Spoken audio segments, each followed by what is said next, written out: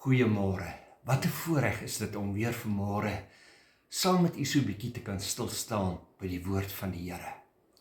Die Here was vir ons goed gewees. Ek en jy kon vanoggend opstaan met nuwe moed, met nuwe krag. Wat 'n geskenk is dit in die hand van die Here nie. Nou ek wil graag saam met u lees uit Eksodus 3, dan gesels rondom die gedagte neergedaal en opgestaan. Kom ons lees vers 1.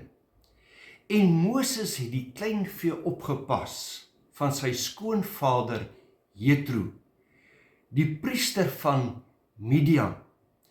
En toe hy die kleinvee agter die woestyn gedryf het, kom hy by die berg van God, by Horeb. Nou Moses was hier besig om skape op te pas. Besig met sy daaglikse taak. Toe hy by 'n plek kom waar God sy aandag trek. Was Moses al voorheen op daardie plek? Het hy al daar verby beweeg? Heel waarskynlik. Maar toe het niks gebeur nie. En weet jy, baie keer beweeg ons deur die lewe sonder dat ons bewus is van God se teenwoordigheid. Dan lees ons in vers 2. Daarop verskyn die engel van die Here aan hom in 'n vuurvlam uit 'n doringbos. En toe hy weer sien, brand die doringbos in die vuur, maar die doringbos word nie verteer nie. Skielik op hierdie besonderse plek gebeur dit dan sodat God Moses se volle aandag het. Kan ek vir jou vra, wat moet die Here nog vir jou doen voordat hy jou volle aandag sal geniet? Jy sien, dit wat voor Moses afspeel, getuig van God se almag, van God se grootheid. Ek wil dit waag vanmôre om vir jou te sê, hoeveel keer het die Here hom al aan jou geopenbaar? Hoeveel keer het hy jou beskerm? Het hy vir jou voorsien? Wat moet hy nog doen om jou aandag te trek? Vers 3. En Moses sê, laat ek tog nader gaan en hierdie groot verskynsel bekyk, waarom die doringbos nie verbrand nie. Toe die Here sien dat hy nuuskierig naderkom, roep God na hom uit die doringbos en sê, Moses, Moses, en hy antwoord, hier is ek. En hy sê, moenie naderkom nie, trek die skoene van jou voete af, want die plek waar jy op staan is heilige grond. Nou hierdie heilige grond is vir my baie insiggewend. Moses, jy is op die plek, jy is op 'n spesifieke tydstip. Hierdie oomblik is spesiaal op sy gesit. Ek het dit afgesonder, Moses, sodat jy in my teenwoordigheid kan inbeweeg en met jou kan praat. Spesifieke oomblik, spesifieke plek, geleentheid. Ek wil vir jou sê, daar is oomblikke in jou en in my lewe wat God afsonder, waar hy in die besonder wil hê dat ek en jy bewus moet wees van sy teenwoordigheid. Goddelike oomblikke waarin hy iets aan ons wil oordra. En dan is Moses se reaksie, hier is ek. Here, ek kruip nie vir u weg nie, ek is nou in die teenwoordigheid. Onwillekeurig dink ek aan Samuel toe God na hom geroep het. En hy eers na die 4de keer geantwoord het, spreek Here, want u knegt hoor. 1 Samuel 3:10, die B gedeeltetjie. Dit voel so amper vir my, toe Moses vir die Here sê, hier is ek, dat hy daarmee vir die Here sê, Here, ek kruip nie weg nie. Spreek, want u knegt hoor. baie keer wil ons vir die Here wegkruip. Ek bid vanmôre dat die Here sal gee, dat ek en jy te alle tye, wanneer God met ons praat, sal sê, spreek Here, hier is ek. Ek is gewillig om te luister, om te reageer op dit wat U vir my sê. Vers 7, en die Here sê, ek het duidelik gesien die ellende van my volk wat in Egipte is. Ja, God is bewus van jou en my se omstandighede. Hy sê, en ek het hulle jammerklagtig oor hulle drywers gehoor. Ek ken hulle smarte. Kan ek dit weer lees? Ek het duidelik gesien die ellende. Dit is die Here wat aan die woord is. En hy sê vanmôre ook vir jou en vir my. Ek ken jou omstandighede. Ek ken jou behoeftes. Ek sien jou trane. Ek sien jou hartseer. Ja, ek ken hulle smarte. Die Here is bewus van ons omstandighede. En ek stel dit vanmôre aan jou dat hy graag betrokke wil raak. Hy wil sy hand van liefde, van genade na jou en na my uitsteek. Om ons op te tel, om ons by te staan. Om jou te vul met nuwe moed en met nuwe krag, met nuwe lewensvreugde, as jy gewillig is om nader te staan. Die skoene van jou voete af te trek, geestelik gesproke, en te sê, Here, hierdie oomblik weet ek het U spesiaal op sy gesit vir my, om met my te praat, om met my te deel, om my te rig op die weg wat U wil hê ek moet wandel. Hebreërs 4:15. Want ons het nie 'n hoëpriester wat nie met ons swakhede medelee kan hê nie, maar een wat in alle opsigte versoek is net soos ons, maar sonder sonde. Ek wil weer vir jou sê, God wil betrokke raak in jou lewe, my lewe. Nou sê Eksodus 3:8. Daarom het ek neergedaal. Hoekom het hy neergedaal? Hy sê, om hulle uit die hand van die Egiptenaars te verlos en hulle te laat optrek uit daardie land na 'n goeie en wye land, na 'n land wat oorloop van melk en honing, na die woonplek van die Kanaaniete en die Hittiete en Amoriete en Ferisiete en Hiwiete en Jebusiete. Waarom het hy neergedaal? Hy het die behoefte raak gesien en hy wil uit slawerny uitlei. Die weë van die Here is so verhewe bokant ons weë. So verhewe bokant ons begeertes. Hulle klagtes is rakende hulle slawedrywers. Klaarblyklik het hulle gewoond geraak in die plek waar hulle bly. Hulle sou tevrede wees om daar te bly, as hulle net van die ysterjuk van slawerny bevry kon word. Jy sien, 'n suksesvolle rebellie is egter 'n revolusie, maar dit is nie 'n uittog uit die land nie, is nie 'n uittog uit die plek waar hulle bly nie.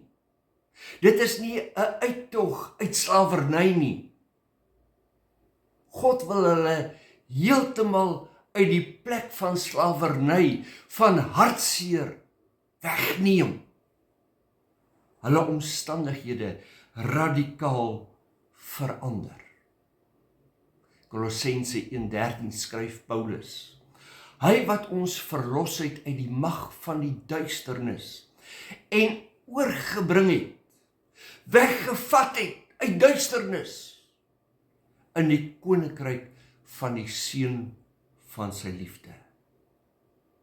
Die 83 vertaling stel dit so: God het ons uit die mag van die duisternis gered en verplaas na die koninkryk van sy geliefde seun.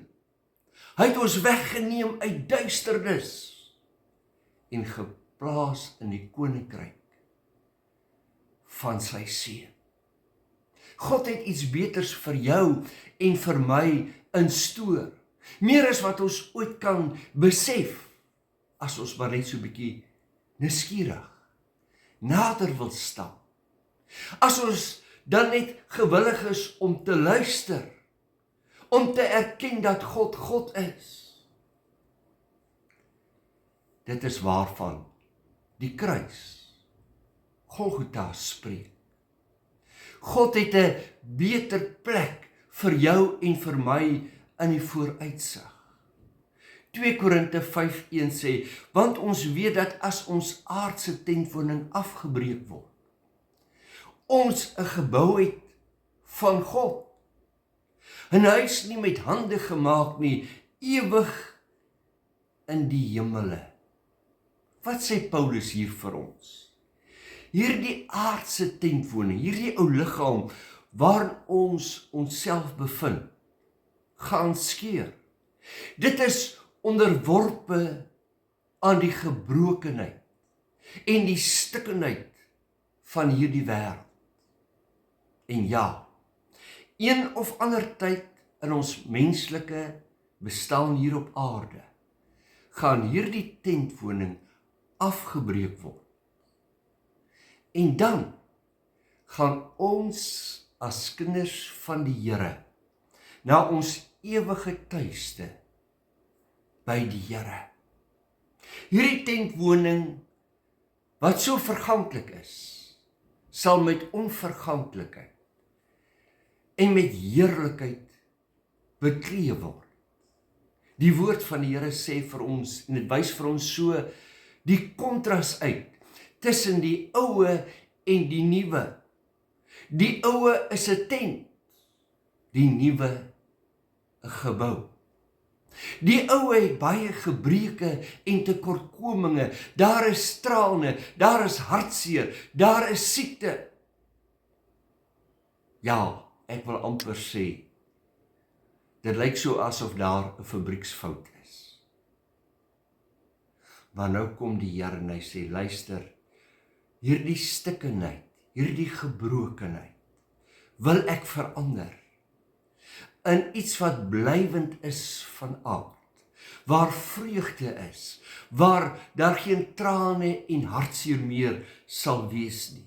Die nuwe is God se handewerk, dis 'n geskenk aan sy kinders. Die eerste is verganklik, die tweede is onverganklik. Daarom spel die dood nie die einde vir die kind van die Here nie. Nee, Christus het neergedaal uit die hemel, gesterf op Golgotha, na 3 dae uit die dood opgestaan, sodat ek en jy 'n toekomsverwagting kan hê op iets beters. Ek wil afsluit met 1 Korinte 15 vanaf die 13de versie. En dit is wat die woord sê, nie wat ek sê nie, dis wat die woord sê. As daar geen opstanding van die dooies is nie, beteken dit dat Christus ook nie opgewek is nie. En as Christus nie opgewek is nie, is ons prediking sonder inhoud. Dan is daar nie genade nie, dan is daar nie liefde nie, dan is daar nie hoop nie, dan is daar nie 'n toekoms verwag nie. En julle geloof ook sonder inhoud. En as Christus nie opgewek is nie, sê vers 17, is julle geloof waardeloos en is julle nog gevange in julle sondes. Dan wag daar 'n ewige straf. As Christus nie opgestaan het nie, as hy nie gesterf het vir ons sondes nie, as dit nie 'n werklikheid is nie, dan is ook die wat in Christus gesterf het, verlore. Dan sou die geloof nutteloos wees. Dan kom jy in vers 19, as ons net vir hierdie lewe ons hoop op Christus vestig, is ons die bejammerenswaardigste van alle mense. Omdat hy neergedaal het. Omdat Christus opgestaan het.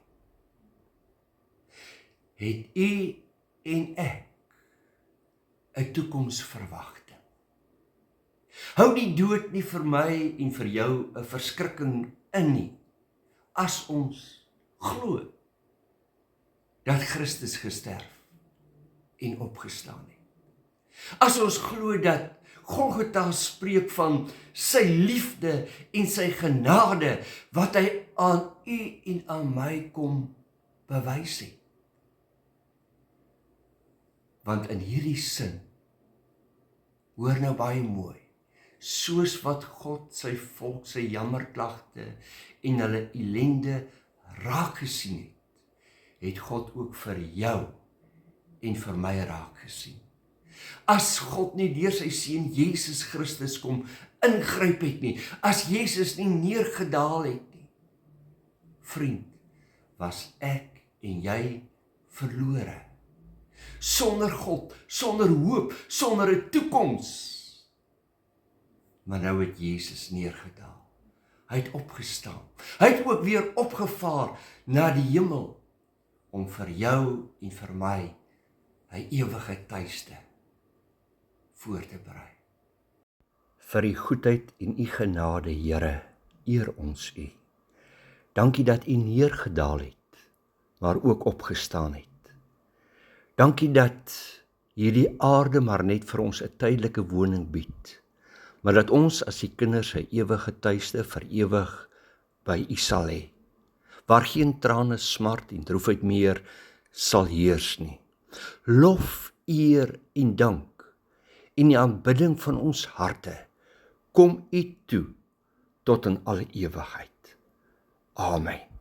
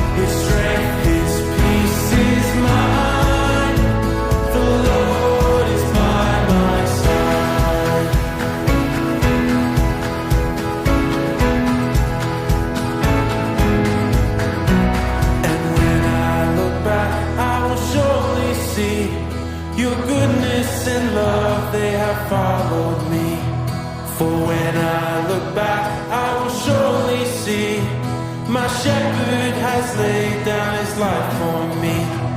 And when I look back, I will surely see your goodness and love, they have followed me. For when I look back, I will surely see my shepherd has laid down his life for me. The Lord is by my side.